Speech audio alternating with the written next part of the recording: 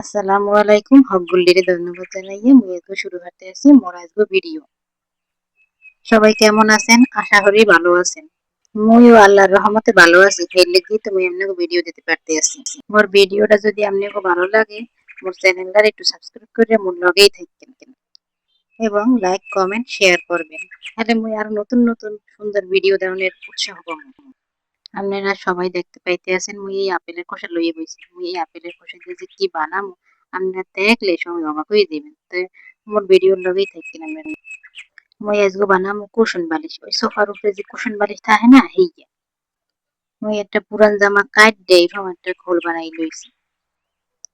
মুই এই কুশন বালিশটা দুই দিকে 14 ইঞ্চি করে নিছি। এরপর এই খোলের মধ্যে আপেলের খোসাটি নিয়ে নিতে আছি বুঝছেন। মোর আবার কোনো কিছু হালাইতে মন চায় না। এর লিগে মুই হেডিতে কিছু একটা বানাইয়েই ছাড়বো। আপুরা আপনারা মোরে মৃত্যু বইয়েই কইতে পারেন আবার কিরফিনিও করতে পারেন।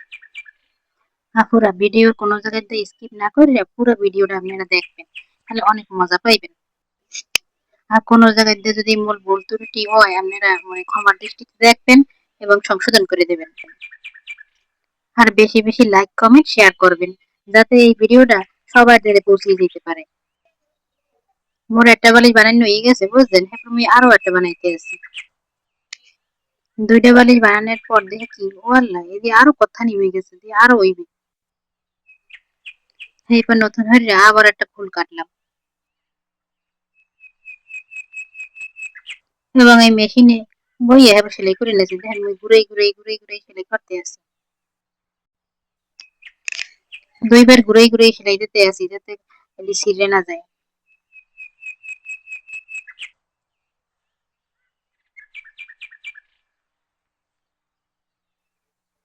আমার খোল বানানো হয়ে গেছে।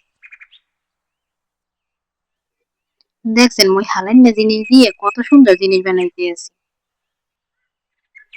এটা যেরকম পরিবেশ বান্ধব এরকম টাহাও বেশি গেছে কোথায়। মুই যদি এটি না বানাইতাম তাহলে পরিবেশের ক্ষতি হইতে না কতদিন লাগবে এটি পচতে। মোর বালিশ বানানো হয়ে গেছে। মুই এখন যাইতে আছি রাঁধতে। চুলায় একটা কড়াই বহাই দিছি আর এর মধ্যে দিয়ে দিছি তেল। তেলটা গরম হয়ে গেছে, এবার ঘুরাই নিতে আছে।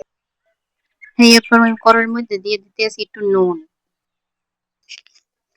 এবার দিছি ডিম। ডিম আমি কাটতে লইছি। কাটতে রানলে মোর দ্বারা এবার বেশি ভালো লাগে, ভাজা ভাজা হয় সুন্দর মতন বুঝছেন। ডিমগুলো ভাজুন হয়ে গেছে, ডিমগুলো আমি উড়েই নিতে আছি। এরপর এই তেলের মধ্যেই মুই দিয়ে দিব আলু। আলুটিকে সিদ্ধ করে এবার ডিমের না কাটতে আর এক চুলায় মুই বহাই দিছি অন্য তরকারি যাতে তাড়াতাড়ি হয়।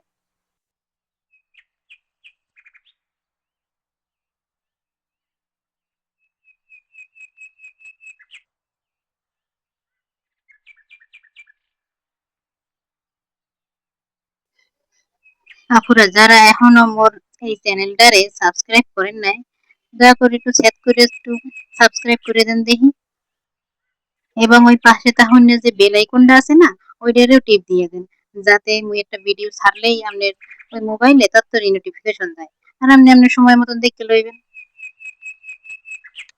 আপনাকে একটু সাপোর্ট পাইলেই মুই উপরে উঠতে পারবো বুঝলেন। আপনারা মোর লাগে দোয়া করেন।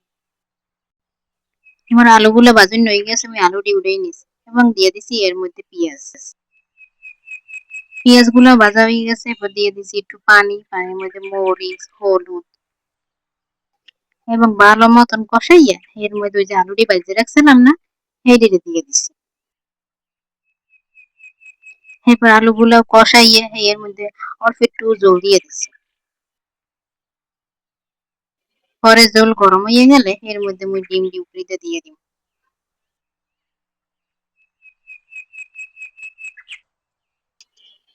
এই তো হয়ে গেছে মোর রান্ধন প্রায়। মুই এখন ভাত টাত খাইয়া এরপরে ওই বালিশটা যে বানাইলাম ওইটা সেলাই করবো। আপুরা মুই মেশিনে দেখছিলাম, হ্যাঁ মেশিনে সেলাই করতে পারি না। এর লেগে মুই হাতেই সেলাই করতে আছি বুঝছেন। বেশি বড় না বালিশটা এর লেগে। মুই কেমনে সেলাই দিই হ্যাঁ তো আপনারা দেখতেই বলতে পারতে আছেন। অনেক টাইট করে সেলাই করতে আছি যাতে সুইটে মুইটে না যায়।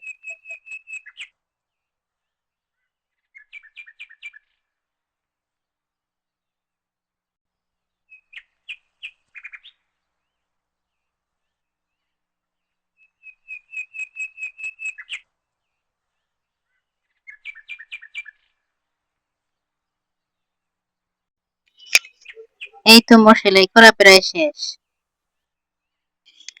সেলাই করা হয়ে গেলে এই বালিশটি রিস মতন পিড়াইবেন লাড়িতে। কেউর উপরে যদি রাগ থাকে তাহলে এই বালিশের মধ্যে পিড়াই দিয়ে রাগ কমাই ফেলবেন। এই দেখেন আমি পিড়াইতেই আছি সবটির মিলেই পিড়াইতে আছি। পিড়াইনে পড়াইনে শেষ, মোর বালিশ এখন রেডি। দেখেন কত সুন্দর দেখায়। বালিশের কভার বানাইলে আরো সুন্দর দেখাইবে। এই কভার বানানোর ভিডিও আপনাকে দেখামানে। ওই পাশে যে ফুলদানিটা দেখতে পাইতেছেন না, ওরাও কিন্তু মুই হাতে বানাইছি, বুঝছেন? ওর ভিডিও দেখতে চাইলে মোর চ্যানেলের লগেই থাকেন। আজকে এই পর্যন্তই, তাই আপুরা ভালো থাকেন আর মোর লাগিও দোয়া করেন। সবাইকে ধন্যবাদ। আর সামনের ভিডিও দেখানোর লেগে সবাই আমন্ত্রণ রইল। আল্লাহ হাফেজ।